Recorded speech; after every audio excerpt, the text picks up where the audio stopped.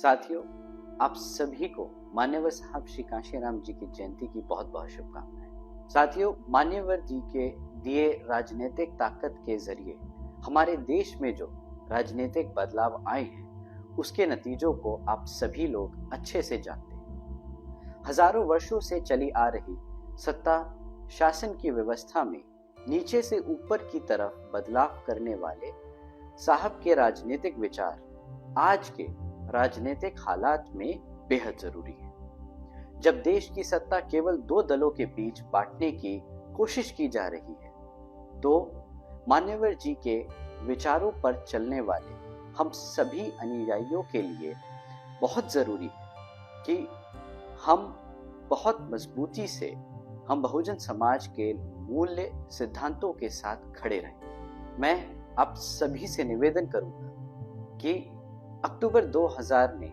नागपुर में मान्यवर जी ने अपने कैडर में जो भाषण दिया था, उसे जरूर सुने और उसे अन्य साथियों को भेजें और सुनने को कहें। साहब ने अपने भाषण में बहुत साफ साफ कहा है कि वो कांग्रेस और भारतीय जनता पार्टी जैसे दलों के पीछे पीछे चलकर दलित, शोषित, वंचित समाज के लिए राजनीतिक सत्ता पाना नहीं चाहते हैं, बल्कि वो इस ऊपर से नीचे चलने वाली सामाजिक व्यवस्थाओं को बदलने वाले हैं। और साथियों, साहब ने बदल दिखाया। जब 1995 में आदरणीय बहन जी के नेतृत्व में बीएसपी की पहली बार सरकार बनी, तब बहन जी ने अपने कार्यकाल में 50% अनुसूचित जातियों की आबादी वाले 11,524 अंबेडकर गांवों का निर्माण किया, 4 यूनिवर्सिटीज का निर्माण किया और अनुसूचित समाज से आने वाले भूमिहीन साथियों को 7 लाख एकड़ जमीन बांटी। बीजेपी का इस्तेमाल कर 6 महीने में सत्ता चलाने के बाद हमने गठबंधन तोड़ दिया। तब मान्यवर जी ने गठबंधन को लेकर जो राजनीतिक विचार दिए थे, उसे हमें आज याद रखना चाहिए।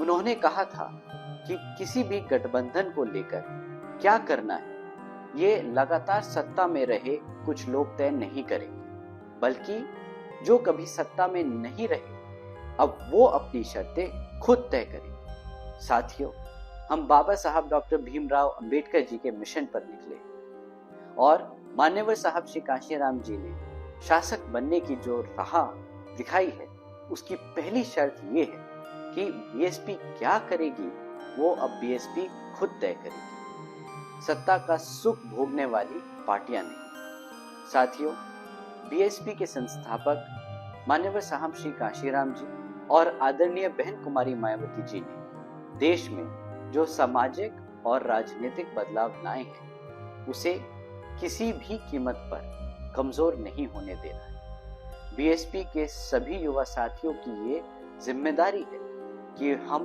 पूरी ताकत से इस विचार को और मजबूत करें। मान्यवर साहब के इस भाषण को सुने और संकल्प लें कि राजनीतिक हालातों से घबराकर सत्ता पाने की अपनी शर्तों से समझौता नहीं करेंगे।